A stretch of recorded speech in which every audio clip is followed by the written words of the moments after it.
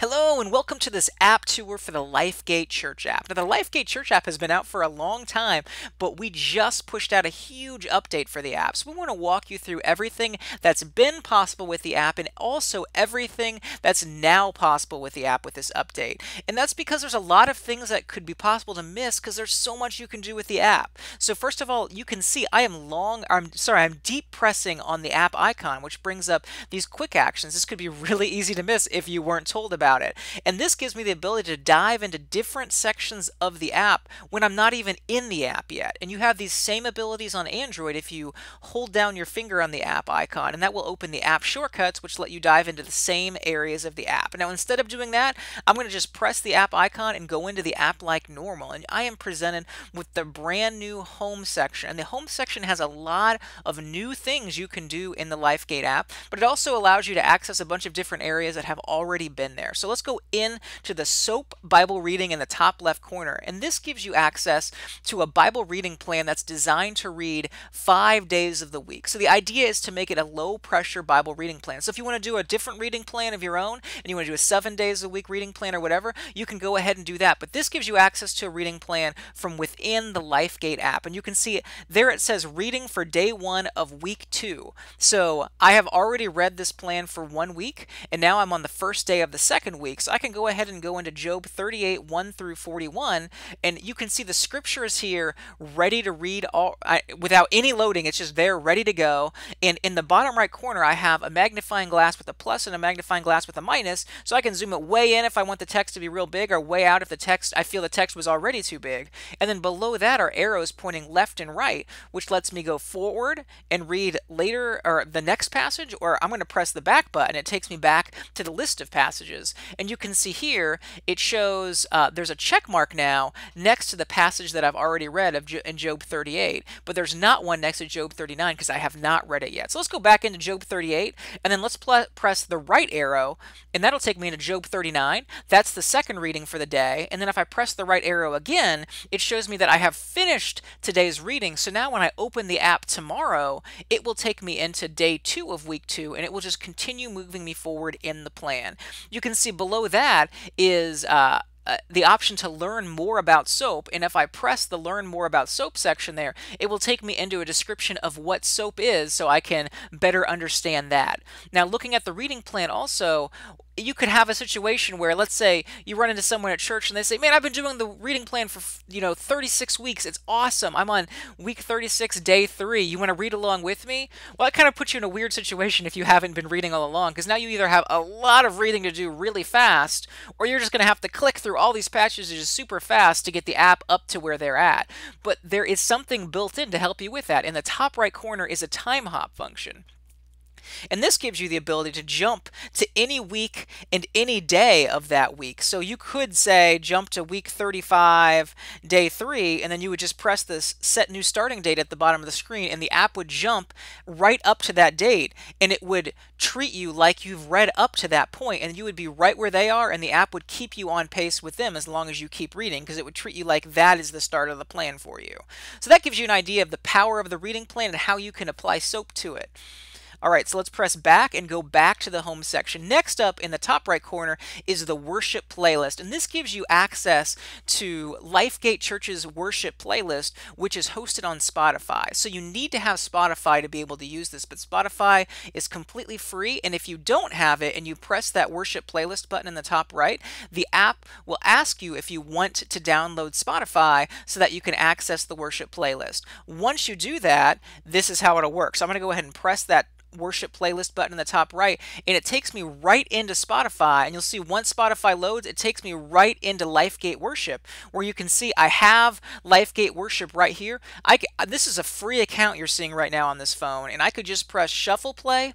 It'll start shuffling through Lifegate Worship, and then I can press in the top left corner, I can go back to the Lifegate app, and I can be listening to Lifegate Worship while I'm in the app. And I could even then, while listening to worship, go into the reading plan and be be listening to worship music while I'm going through the reading plan, which is a really neat way to combine the worship with the reading plan.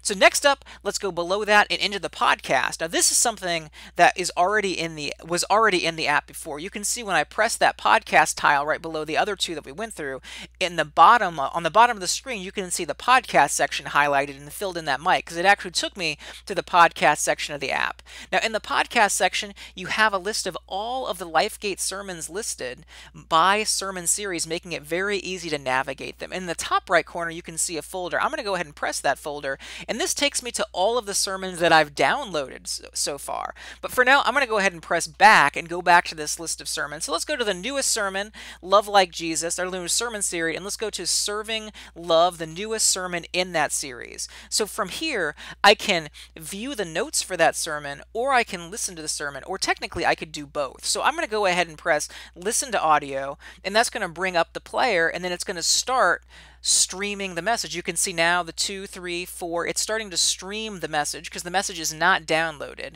And if I want to fast forward on the message, I can just right below the either the countdown or the counting up, I can drag my finger along there and fast forward or rewind to wherever I want to go in that message.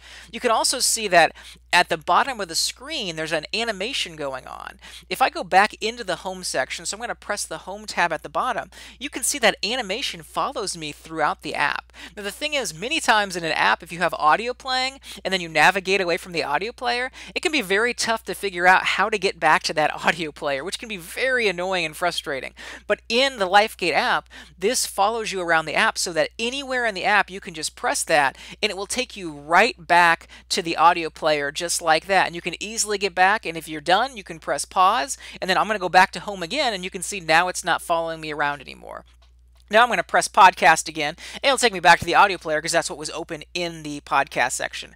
I'm going to press back in the top left corner, and you can see next to the listen to audio button there is an arrow pointing down. This gives you the ability to download the message. So before I was streaming the message, that meant if I was away from home, as I'm listening, I'm actually using data. Whereas if you want, you can download the message. I'm going to go ahead and press the download button. You can download the message, and I'm on Wi-Fi right now, so I've downloaded it. So now I could go running, I could go on a car ride, I could do whatever I need to do. And now when I press listen to audio, it's going to it's going to play the downloaded version and not use data. So this gives you the ability to download a number of messages or do whatever you want so that you cannot use up data if you want to do that. You can see in the top right corner of the screen here when I'm viewing a specific message, there's a share button. If I press that, it gives me the options for the different ways that I can share this message. So if I want, I can press text, and it will bring up the option. It says, here's a message I like from Lifegate Church, and then it gives you a link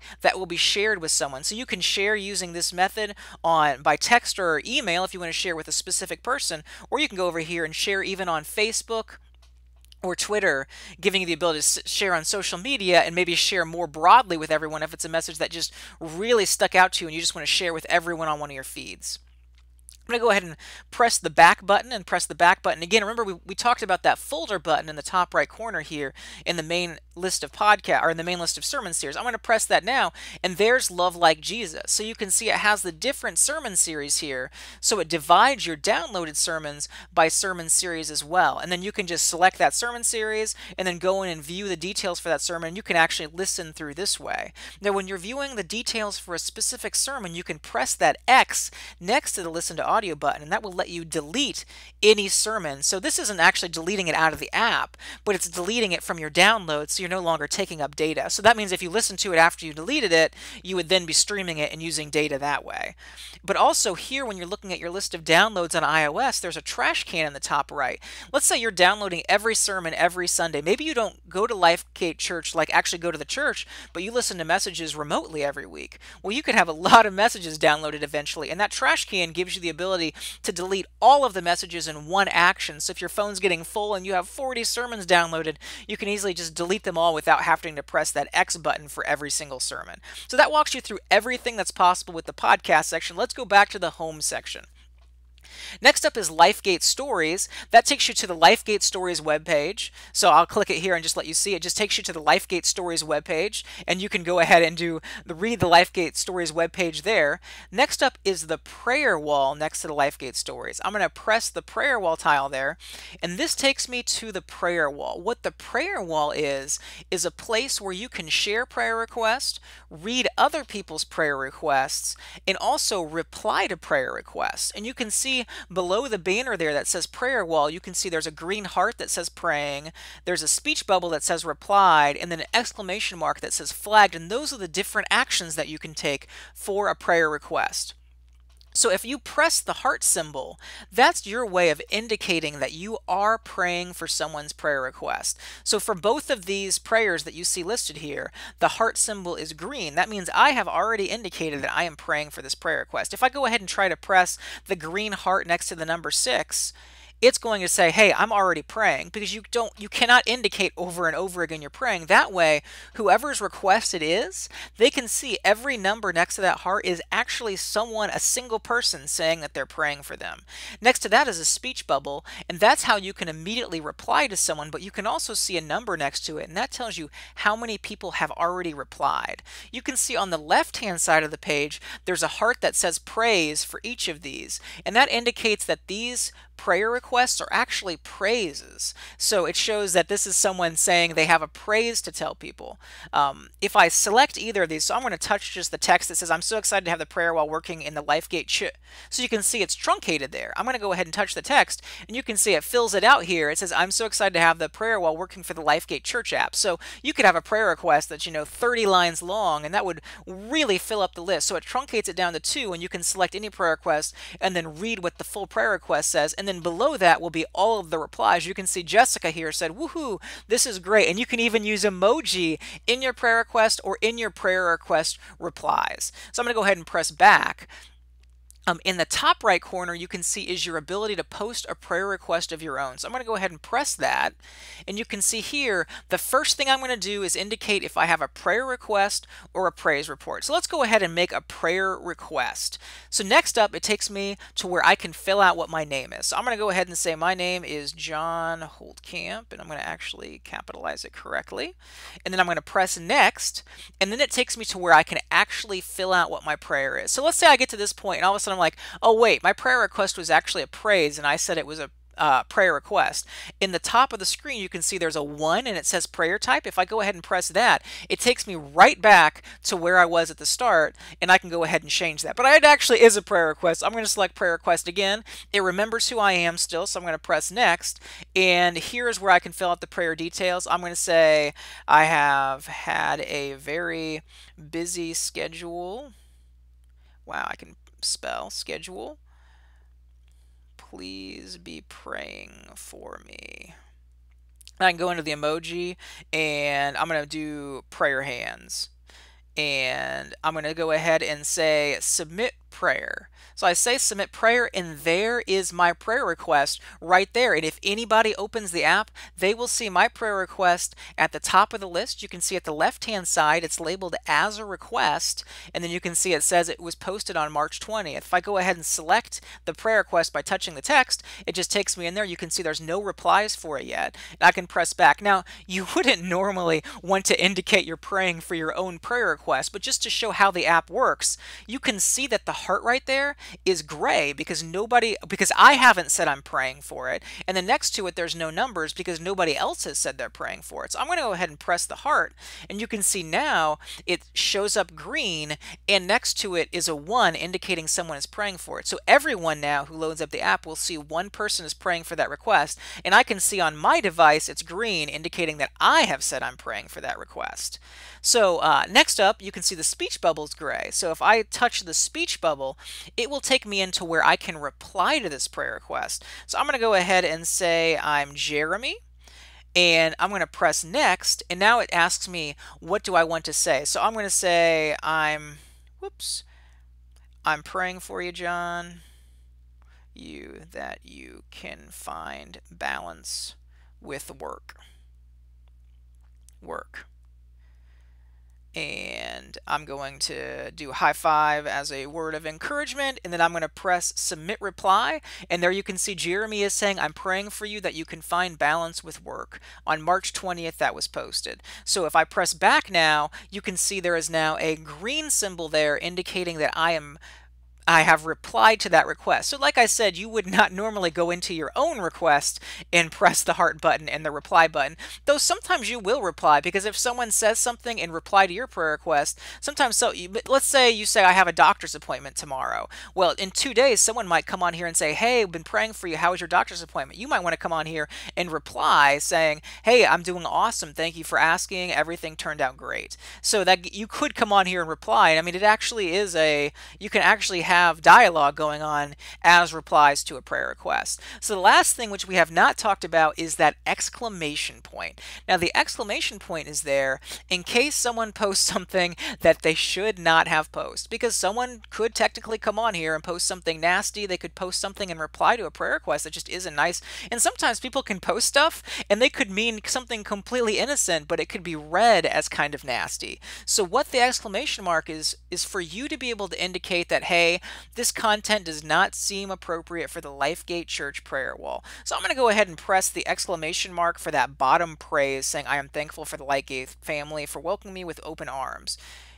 And you can say, it says, flag this prayer request. You want to flag this prayer request because it contains inappropriate content. So I'm going to go ahead and say, yes, I want to flag it. And you can see now the exclamation mark is green. I could press it again and it will say, I have already flagged the prayer request. So how this works is that if 3 different people flag a prayer request, it will delete the prayer request off of the prayer wall. And it works that way so that Lifegate Church doesn't have to have someone on staff that's constantly monitoring the prayer wall, but you, as the members of the church, can go in here and flag requests if anything is wrong, and that way the crest will just automatically delete itself and the whole board will moderate itself. Now, let's say I go in and there's a reply to a prayer request that's not good. So I go in here into this prayer request and woohoo, this is great. Let's say that one did not say woohoo, this is great. Let's say it said something like, actually, I think this prayer wall is kind of lame. Well, that's not really the kind of content you want to be having on your prayer wall. So I can go in here and press the exclamation mark there, and you can say it says I can delete this reply. Now that's because I made that prayer request. So if you make a prayer request and someone says something that just makes you feel kind of bad, you can delete it right away, because the last thing we want is for you to make a prayer request, post something that's really heartfelt, and then have someone say something that's kind of nasty. But if it's not your prayer request, then once again, the replies require to have 3 different warnings in order for the prayer request or the reply to be deleted. And that walks through everything that can be done with the prayer wall. This is just one more ingredient that goes into an amazing devotional time. So what you can do is come in to the Lifegate app, you could play worship music, you could do your Bible reading, and then you can go into the prayer wall and pray for everyone that's posted a prayer request on the prayer wall. And I can tell you for a fact, I do this personally for my church, and it is an amazing way to do devotions and go through the Bible. And I've actually read through an entire year of the reading plan doing this, going through the prayer wall and listening to worship. And it's a really neat way to do devotions if you're looking for something like that to be able to do devotions with. Next up is the notes. And notes is something that has been in the Lifegate app already. But if I go into notes, you can see this gives me a notes outline, but maybe you don't know just how powerful this notes outline is. You can see at the top, it says touch any section to take a note. And what that means is I can touch any portion of these sermon notes and it will let me take a personal note on that section of the sermon notes. For this John 13:34, I can touch that section and say, I really love what John says here. And I'm just going to put exclamation mark and put add. And you can see next to that passage now, there's a symbol indicating that I have taken a note on that section of the sermon. So I can scroll down here.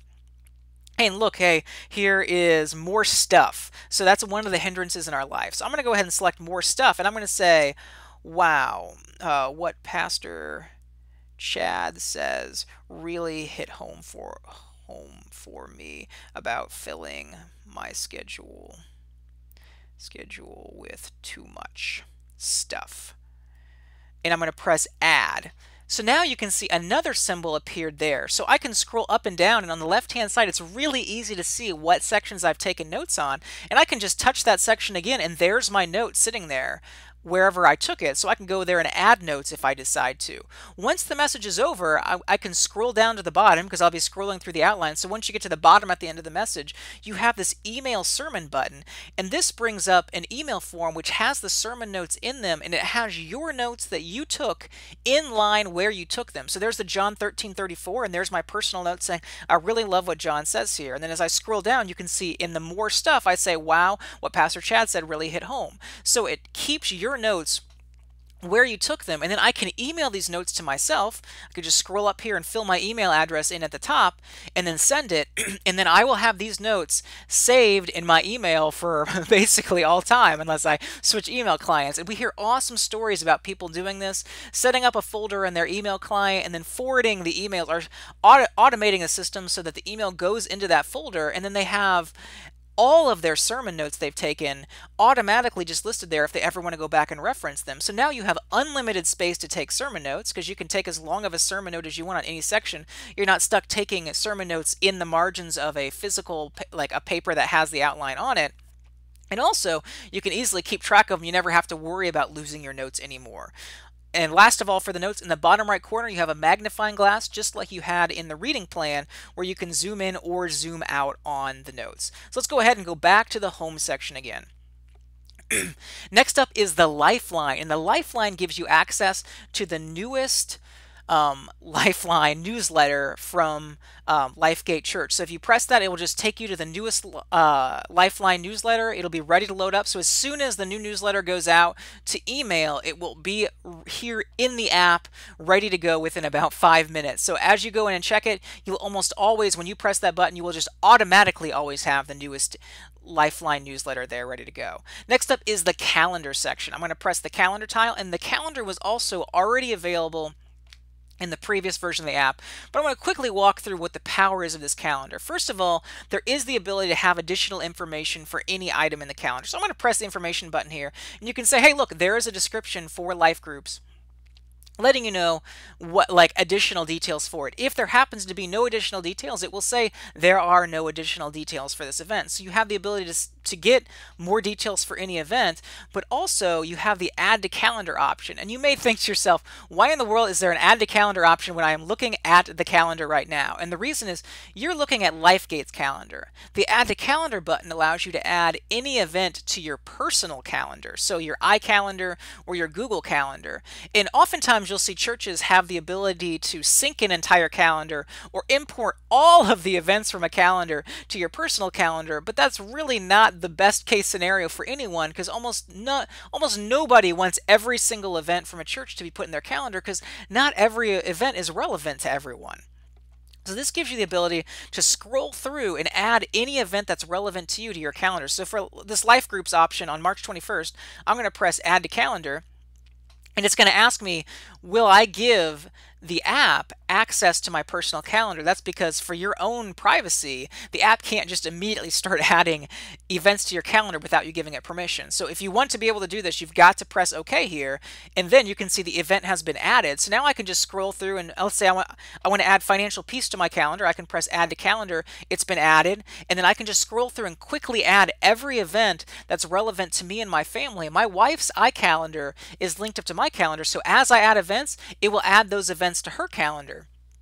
And that gives me the ability to quickly scroll through and have every event that's relevant to both of us added in a matter of, I would say, easily less than 2 minutes. I can go through and add every single event to our calendar and then be notified whenever an event's coming up, which is a very powerful thing about the calendar in the Lifegate app. So let's go press back. And the last thing at the bottom here is signups. Instead of pressing that, I'm going to go to the Connect section.